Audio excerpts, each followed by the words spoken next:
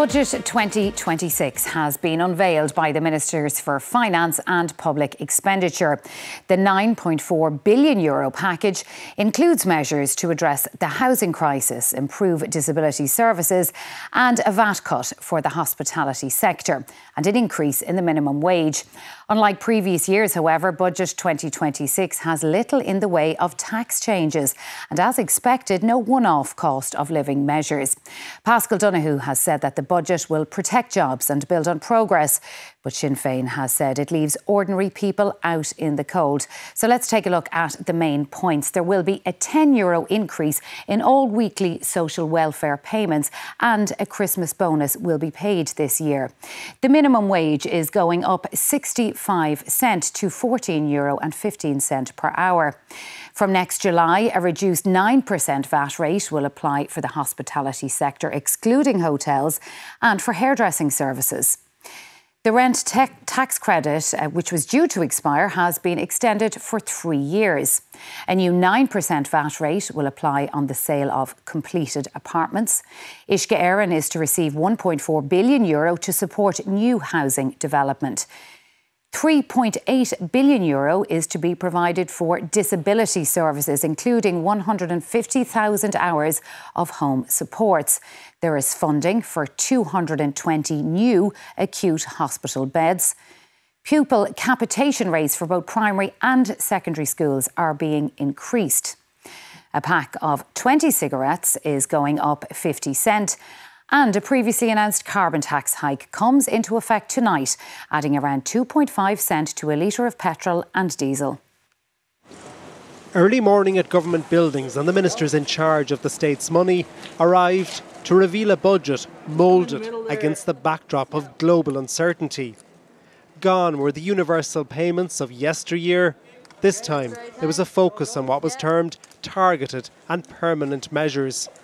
The government speaking of the need to assist those hardest hit by the cost of living and to keep the public finances in good shape.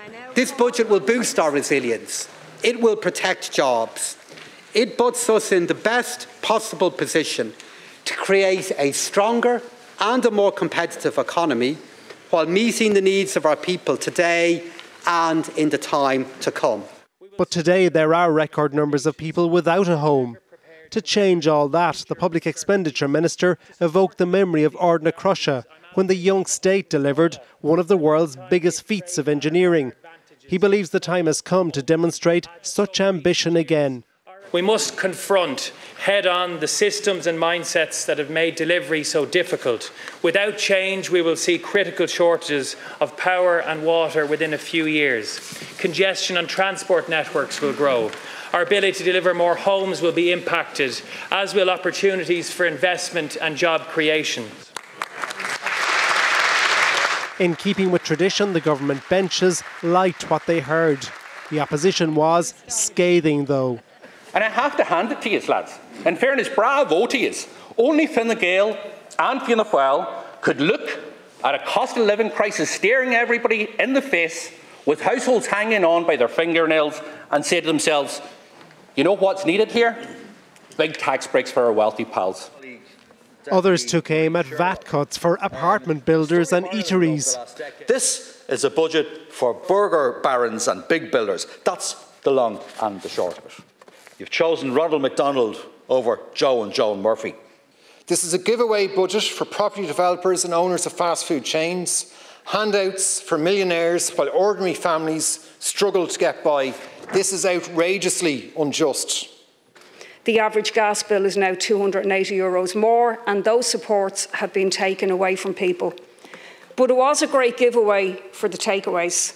While the government insists that this budget is progressive, the opposition is likely to try to keep the focus now on its contention that a large cohort of workers will not benefit from today's announcements. Micheál Lehane, RTE News, Leinster House. With cost of living measures shelved, the social welfare package increased by over €2 billion to €28.9 billion, which the government said would shield the most vulnerable against the cost of living, as well as an increase of €10 per week for social protection payments, including pensions. Minister Jack Chambers announced Child support payments will go up by €8 for children under 12 and €16 for those aged 12 and over. The income disregard for the carers allowance is to increase by €375 for a single person up to €1,000 and €750 for a couple up to €2,000. The back-to-school clothing and footwear allowance will be extended to 2- and 3-year-olds. 2 years ago, a child poverty and wellbeing unit was established here in the Taoiseach's office, but the number of children living in consistent poverty and entering homelessness has continued to grow. The increase in child support payments have been welcomed, but there is concern in other areas. The substantial increase to child support payments, that's a huge amount of money for very low income families. You're talking for families who have 2 or 3 children, that could be €1,000, €2,000 a year. What we're surprised not to hear anything about is childcare subsidies, really important for lone parents who we work with. Nothing about homelessness, unfortunately, or HAP or the tenant in situ scheme. Most emergency accommodation homeless families are one-parent families. Disabled people and older people are also vulnerable cohorts. Despite a budget of almost €4 million for disability and a €10 pension rise, it didn't wash with representative bodies. We've the loss of the lump sum payments, we've the loss of the disability support grant, and cumulatively that comes to €1,400 that disabled people who are on social welfare will not get. Inflation may have come down, but prices have not fallen. So they are still trying to meet those costs for many of them, on a fixed income of the state pension. The independent think tank Social Justice Ireland has said that by prioritising an election promise to the hospitality sector over commitments made to vulnerable groups, it's a worrying indication of the government's priorities over the coming years. Alba Keneally, RTE News. As expected, no major changes to income tax were announced today by the Finance Minister. However, lower paid workers are set to see a modest benefit from Budget 2026. From the 1st of January next year, the national minimum wage will increase by 65 cents an hour to €14.15. The ceiling for the USC 2% rate band will be increased to €28,700. This will ensure that full-time workers on the minimum wage will remain outside the top rates of USC. Budgets of recent years have delivered tax cuts for workers, be it in the form of increased credits or the moving of tax bands, but not this time around. In the current climate of inflation and wage growth, it means most will be faced with a greater tax burden next year. Wage inflation will mean that more workers will see more of their income impacted by that 40% higher tax rate. So in the last few years, the government have done everything to stop that happening. So this year, that isn't happening. In its analysis, Grant Thornton Ireland takes the example of a married couple earning €45,000 a year each with 2 children. When you exclude child benefit, that family was €1,850 better off following last year's budget. This time around, that same family is €75 worse off. They could have indexed the tax bands for 2.8 million workers. Each worker in the economy is now going to be paying a subsidy of €250 to the hospitality sector. I think most workers on middle incomes will look at this and say they're being treated as fools 1 year after the election. There's very little in it for them. Unions have warned that the lack of tax cuts could lead to higher wage demands and potential industrial unrest. Finance Minister Paschal Donohoe said today that the scope for significant personal tax changes was limited in this budget. However, he said they remain committed to progressive changes over the lifetime of the government if the economy remains strong. Something that was changed in this budget is the minimum wage. From next year, it will go up by 65 cents an hour. Businesses say it's another increased cost they'll have to deal with. Worker representatives say, however, that the government should have gone further and abolished sub-minimum wage rates for younger workers. Brian O'Donovan, RTE News. Following a long campaign, a reduction in the rate of VAT paid by food and catering businesses as well as hairdressers was confirmed today. From the 1st of July next year, the VAT rate will be cut from 13.5% to 9%. Among the other key measures for business, the Research and Development Tax Credit will rise from 30% to 35%. It was widely flagged as being on the menu of measures, and today the government served up a VAT rate cut. From July 1st next year, the 9% rate will be reinstated for the food-led hospitality sector. The move, which will cost 232 million next year and 681 million in a full year, has been welcomed. We need to get all these businesses now to the 1st of July, keep them open. So we will be talking to the government around how do we help them in terms of mentoring and maybe other little supports. That's an acknowledgement from government that things are tough for the tourism and hospitality sector out there, and that certain measures are needed from government to help mitigate against costs. It was something that we were hoping would happen on the 1st of January, to be quite honest. There's other increase in costs, minimum wage and auto-enrolment are coming. The government said Budget 2026 has a focus on protecting jobs and supporting growth. As part of that, the Finance Minister announced an increase in the Research and Development tax credit from 30% to 35%. That will help us be more competitive, competing against other jurisdictions. We're ultimately going to broaden the scope of what's included in research and development and innovation, support more outsourcing to our university sector. But others say there's been little support for smaller businesses. From our point of view, VAT9 only affects 1/4 of small businesses. We were looking for a PRSI rebate, which would have helped out, across board and more targeted support for those most affected with the minimum wage and the increase in the minimum wage. The hairdressing sector will also benefit from the cut in VAT to 9%. However, while welcoming the move, the Irish Hairdressers Federation said waiting until next July will leave thousands of small businesses in a precarious position. Fergal O'Brien, RTE News. The government said today that delivering more homes remained a key priority in today's budget, with the allocation of €7.2 billion in capital funding next year.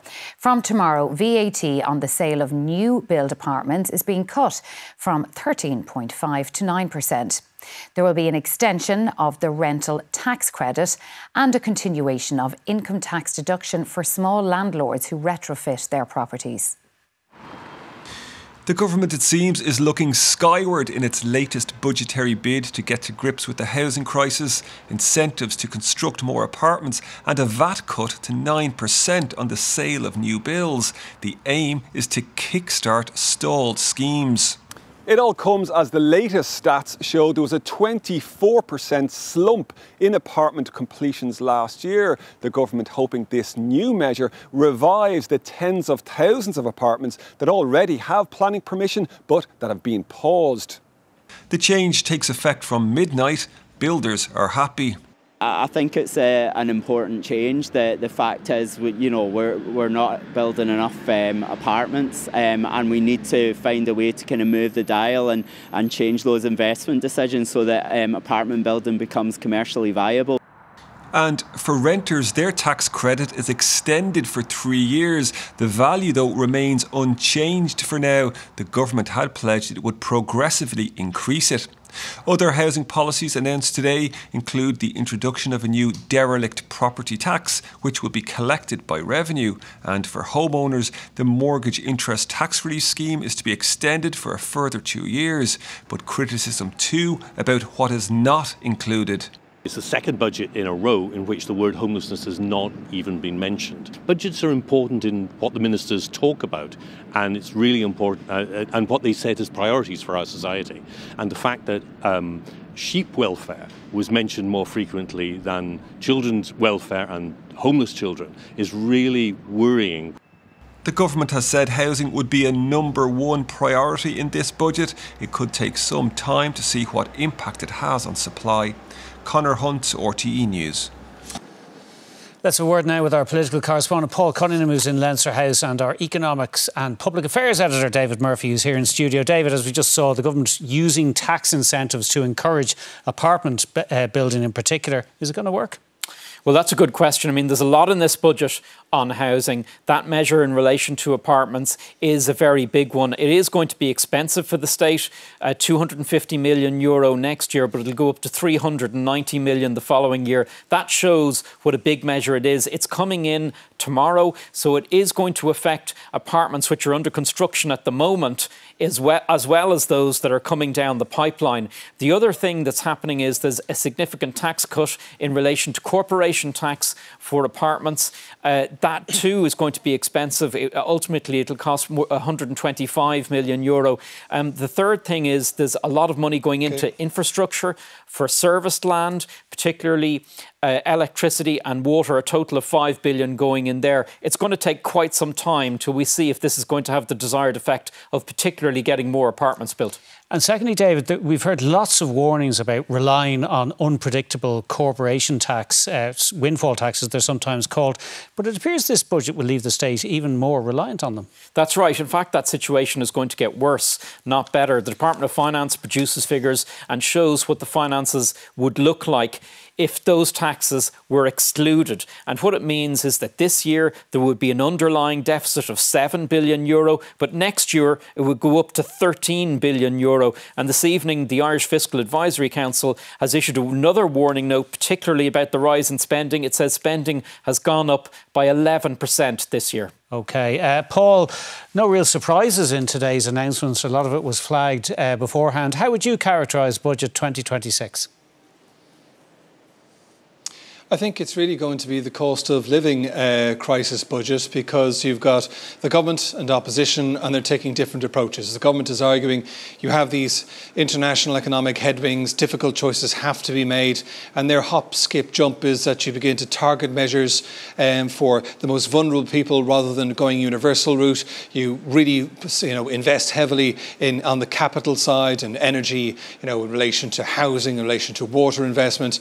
And then what you're also trying to do is to provide money elsewhere for the specifics that you want to get done. From the opposition's point of view, saying this just simply will not work. You've got a cost of living crisis. You've got 300,000 people already who can't pay their energy bills, and that's the time that you withdraw the electricity credit. And both, whether it's Sinn Féin, Labour, Social Democrats, all the way down the line, they're all saying the same thing. And that seems to set us up for the oil hearings later on this week, and indeed next week, where the row will be over how people are struggling, middle income earners, the opposition saying just given nothing in this budget. I think that's the thing to watch out for. One of the things which seems to be gaining a little bit of momentum tonight is just some of the really trenchant criticism which has come in relation to disability.